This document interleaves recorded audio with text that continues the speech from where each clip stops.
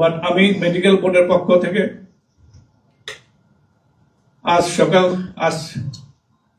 ভোর 6টায় 30শে ডিসেম্বর ওনার মৃত্যু clinically death ঘোষণা করেছিলাম।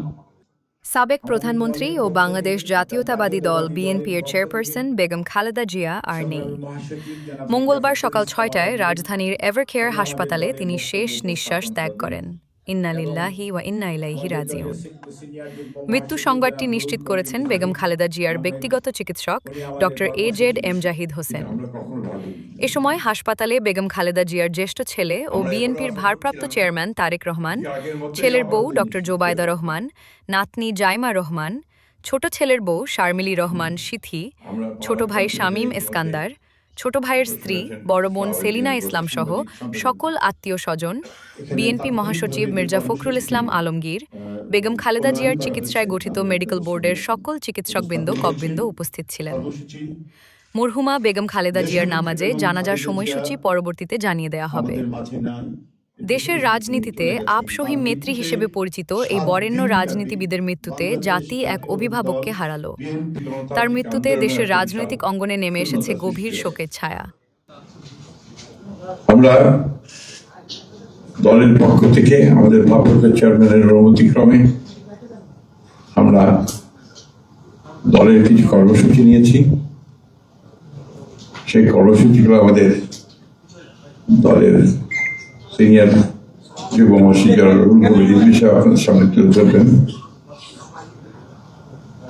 সরকারের প্রধান, এই কেয়ারটেকার গভর্নমেন্টের প্রধান প্রফেসর ডক্টর মোহাম্মদ ইউনূস আমাদেরকে ফোন করেছিলেন সাথে সাথে, এবং ইতিমধ্যেই তারা সিদ্ধান্ত নিয়েছেন যে 10টার মধ্যেই তারা স্পেশাল ক্যাবিনেট মিটিং করবেন।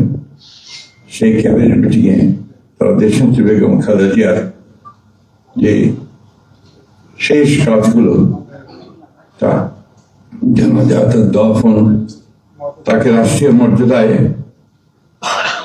দাফন করা, তাকে রাষ্ট্রীয় মর্যাদা দেওয়া, এই বিষয়গুলি নিয়ে তারা সকাল 10টার সময় একটা সভা করবেন।